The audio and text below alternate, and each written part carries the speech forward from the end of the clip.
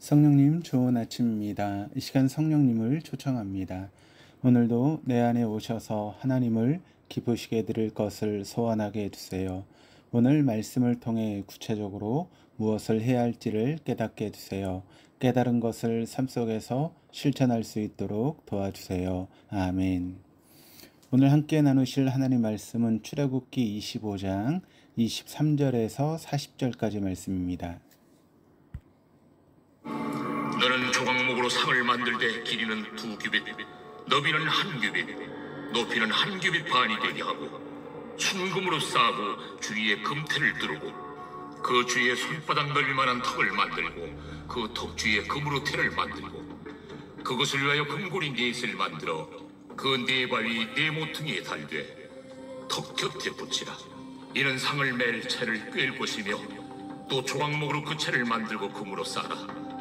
상을 이것으로 맬 것이니라. 너는 대접과 숟가락과 병과 붓는 자를 만들 때 순금으로 만들며 상 위에 진설병을 두어 항상 내 앞에 있게 할지니라.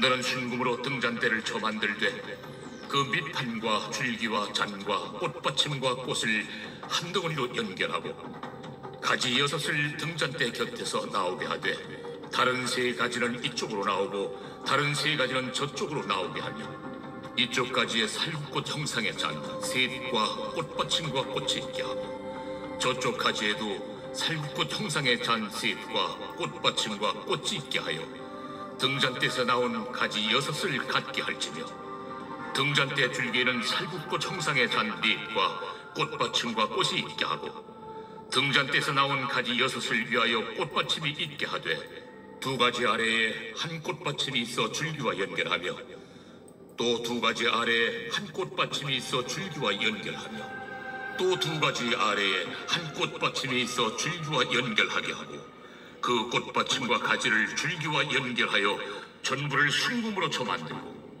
등잔 7을 만들어 그 위에 두어 앞을 비추게 하며 그 불집게와 불똥 그릇도 순금으로 만들지니 등잔대와 이 모든 기구를 순금 1달란트로 만들되 너는 삼가 이 산에서 내게 보인 양식대로 할지니라.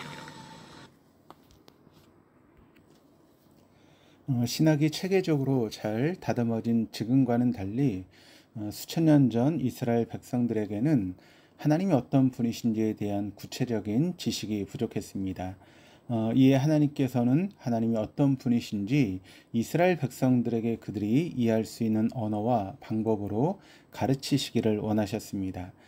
특별히 출애굽기 25장은 이스라엘과 함께하길 원하시는 하나님께서 성막을 어떻게 지어야 하는지를 말씀하십니다. 이 성막을 통해 이스라엘 백성들은 하나님과 건강한 관계를 유지하며 그분과 동행한다는 것이 무엇인지를 배우게 됩니다. 즉 성막은 하나님을 알아가고 하나님께 예배하는 법을 배울 수 있는 훌륭한 교육 교재이자 그림 언어인 셈입니다. 오늘 본문에서는 진설병을 올려놓을 상과 등잔대를 어떻게 만들어야 하는지를 말씀하십니다. 먼저 진설병을 올릴 상에 대해서 살펴보겠습니다. 23절입니다. 너는 조각목으로 상을 만들되 길이는 2규빗, 너비는 1규빗, 높이는 1규빗 반이 되게 하고 진설병상의 지원을 지금 우리가 쓰는 단위로 바꾸자면 가로 91.2cm, 세로 45.6cm, 높이 68.4cm가 됩니다.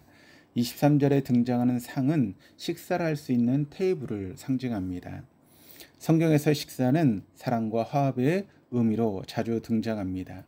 우리가 뒤에서 살펴보겠지만 이 상 위에는 12지파를 상징하는 12개의 진설병을 올려놓는데 이를 통해 이 상은 하나님과 이스라엘이 함께 겸상을 하는 사이, 즉 매우 친밀한 사랑을 나눈 관계를 의미합니다.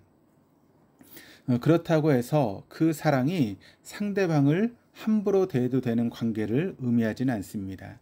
당시 이스라엘 사람들은 광야에서 생활했기 때문에 바닥에 앉아서 식사를 했습니다. 반면에 하나님께 드리는 진설병은 특별히 정성을 들여서 순금으로 싸서 만든 상 위에 올려두었습니다. 즉 하나님과 사랑의 관계를 유지하되 경의와 존경이 그 안에 있었던 것입니다.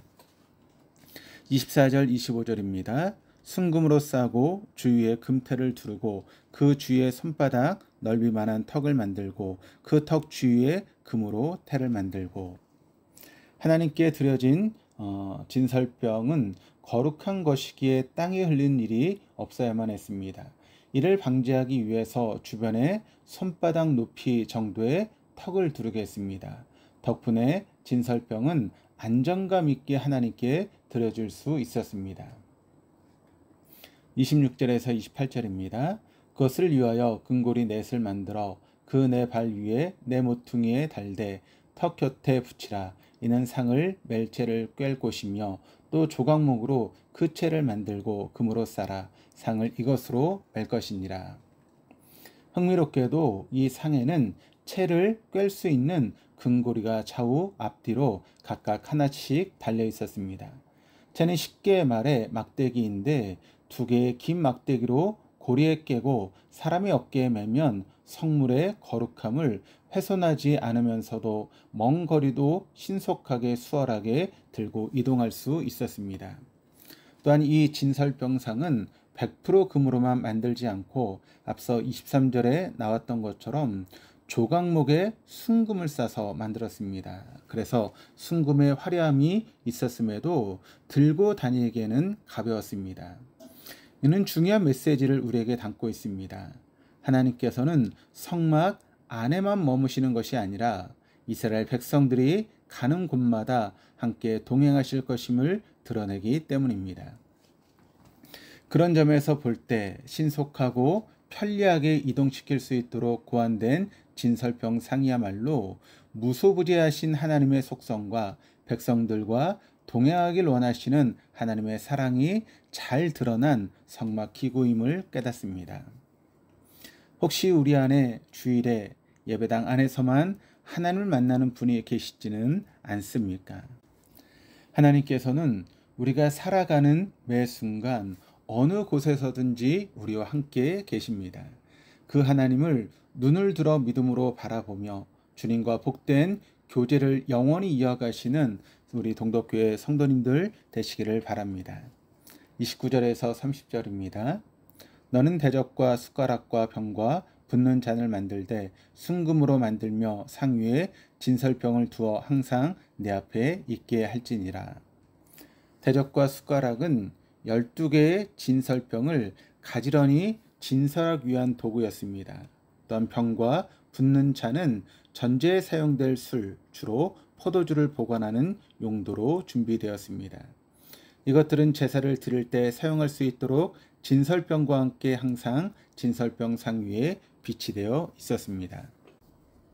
진설병으로 번역된 히브리어 렘파님은 떡 호는 빵을 의미하는 레헴과 얼굴을 의미하는 파님이 나란히 쓰여진 단어입니다.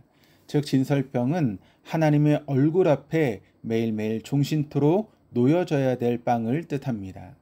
제사장과 이스라엘 백성들은 이 진설병을 볼 때마다 먹고 마시며 매일을 살아가는 모든 것이 하나님의 은혜인 줄 되새기며 죽는 그날까지 하나님 앞에 감사하며 살겠다라고 다짐을 했을 것입니다. 31절에서 35절입니다. 너는 순금으로 등잔대를 쳐 만들되 그 밑판과 줄기와 장과 꽃받침과 꽃을 한 덩이로 연결하고 가지 6을 등잔대 곁에서 나오게 하되 다른 3가지는 이쪽으로 나오고 다른 3가지는 저쪽으로 나오게 하며 이쪽 가지에 살구꽃 형상의 잔색과 꽃받침과 꽃이 있게 하고 저쪽 가지에도 살구꽃 형상의 잔색과 꽃받침과 꽃이 있게 하여 등잔대에서 나온 가지 6을 갖게 할지며 등잔대 줄기에는 살구꽃 형상의 잔넷과 꽃받침과 꽃이 있게 하고 등잔대에서 나온 가지 6을 위하여 꽃받침이 있게 하되 2가지 아래에 한 꽃받침이 있어 줄기와 연결하며 또 2가지 아래에 한 꽃받침이 있어 줄기와 연결하며 또 2가지 아래에 한 꽃받침이 있어 줄기와 연결하게 하고. 등잔대는 빛을 내는 촛대 혹은 등잔을 의미하며 뒤에서 살펴볼 27장에서는 어두운 성소안을 환하게 밝혀주는 기구로 사용되었습니다. 이 등잔대는 중심 줄기를 기준으로 좌로 3가지, 우로 3가지를 나오게 해서 총 6가지가 나오게 만들었습니다. 그리고 이 가지에는 살구꽃 형상의 잔을 있게 하였습니다. 이 살구나무는 1, 2월의 꽃을 피워서 봄을 알리는 역할을 감당했으며 성경에서는 히브리어로 샤케드라고 발음합니다. 흥미롭게도 이 샤케드는 이스라엘 사람들에게 또 다른 히브리어 샤카드를 연상시키게 하는데, 이 샤카드는 우리말로 밤을 새우다, 경계하다, 주의하다 라고 하는 의미를 담고 있습니다. 예레미야 1장 11절 12절에서는 하나님의 말씀이 그대로 지켜 행해질 것임을 강조하기 위해서 살구나무가 등장합니다. 그러므로 제사장과 이스라엘 백성들이 살구꽃 형상 샤케드의 등잔대를 볼 때마다 항상 이스라엘을 지키시는 샤카드의 하나님을 기억하게 될 것입니다. 36절 39절입니다. 그 꽃받침과 가지를 줄기와 연결하여 전부를 순금으로 쳐 만들고 등잔 7을 만들어 그 위에 두어 앞을 비추게 하며 그 불집게와 불똥 그릇도 순금으로 만들지니 등잔대와 이 모든 기구를 순금 1달란트로 만들되. 앞서 33절의 내용대로 각 가지들마다 꽃받침과 꽃으로 이루어진 형상을 3개씩 만들었고 중앙 줄기에는 4개를 만들게 해서 총 22개의 살구꽃 형상으로 등잔대를 이루었습니다. 그리고 불집게와 불똥 그릇은 등잔대의 심지가 다 탔을 때 이를 자르고 정리하여 항상 성소를 깨끗하게 유지하게 만드는 도구를 말합니다. 성경이 기록되던 당시 기준으로 순금 1달란트는 지금 단위로 치자면 약 34kg 정도이며, 이는 당시 성인 9만 명의 하루 품삯을 다 합쳐놓을 만큼 엄청난 금액이었습니다. 이로써 등잔대는 하나의 밑판, 그 위에 곧게 뻗은 하나의 줄기, 좌우로 뻗은 6개의 가지, 가지와 줄기에 장식된 22개의 살구꽃 형상의 잔, 마지막으로 6가지와 한 줄기 위에 있는 7개의 등잔이 최고의 정성과 최고의 가치를 담아 만들어지게 되었습니다. 한글 성경에는 단순히 이 등잔대가 앞을 비추게 하는데 쓰였다라고 그렇게 기록하지만, 원문에서는 등잔대 앞, 그리고 그 맞은편, 또 그리고 그 맞은편 위까지 비추는 데 쓰였다라고 상당히 구체적으로 세밀하게 설명합니다. 즉, 등잔대에서 나오는 빛이 성소의 구석구석을 모두 비출 수 있도록 만들었다라고 하는 그런 뜻입니다. 성소를 출입하는 제사장들은 밝게 빛나는 등잔대를 볼 때마다 이스라엘을 환하게 비추시는 하나님을 상기시킬 뿐만 아니라 자신들도 하나님의 백성으로서 이 세상을 환하게 비추는 사명을 감당해야 된다라고 하는 것을 다짐했을 것입니다. 40절입니다. 너는 상가 이 산에서 내게 보인 양식대로 할지니라. 40절을 직역하면 그리고 너는 보아라, 그리고 너는 만들라 라고 바꿀 수 있습니다.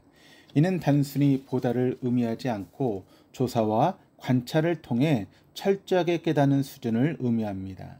즉, 상가 이렇게 할지니라 라고 하는 말은 하나님이 모세에게 하신 성막에 대한 말씀들을 잘 깨닫고 깊이 생각하여 틀림이 없게 만들라 라고 하는 그런 뜻입니다. 오늘 살펴본 말씀들을 종합해 볼 때 하나님께서는 매우 구체적이고 상세하게 성소의 기구들을 설명해 주시며 만들 것을 명령하셨습니다. 이 기구들은 어느 것 하나도 의미 없이 만들어지지 않았으며 모두 이스라엘 백성들을 향한 하나님의 사랑과 기대가 함의되어 있었습니다. 물론 오늘날 우리들은 더 이상 성소의 기구들을 예배 때 사용하지는 않습니다. 그러나 그 기구들에 스며 있는 하나님의 말씀과 계획들은 현재 진행형인 줄 믿습니다. 오늘 하루 우리와 함께 하시고 동행하시고 빛을 비춰주시는 그 인도하심의 은혜를 풍성히 경험하시는 우리 동독의 모든 교우들 다 될 수 있기를 바랍니다. 기도하시겠습니다.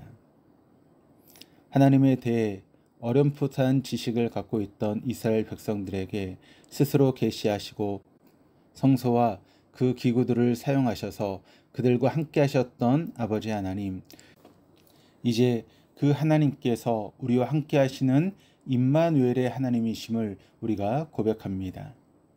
먹고 마시는 모든 순간들마다, 우리가 뛰고 걷는 모든 현장들마다 주님께서 우리와 함께 하셔서 보호하시고 인도하실 것임을 믿습니다. 그 주님만을 눈을 들어 바라보며 주님께서 보여주신 의로운 삶을 살아가기를 간구하오니 하나님의 공의와 사랑을 잘 드러내는 우리 모든 교우들 되게 하여 주시옵소서. 감사드리며 예수 그리스도 이름으로 기도합니다. 아멘.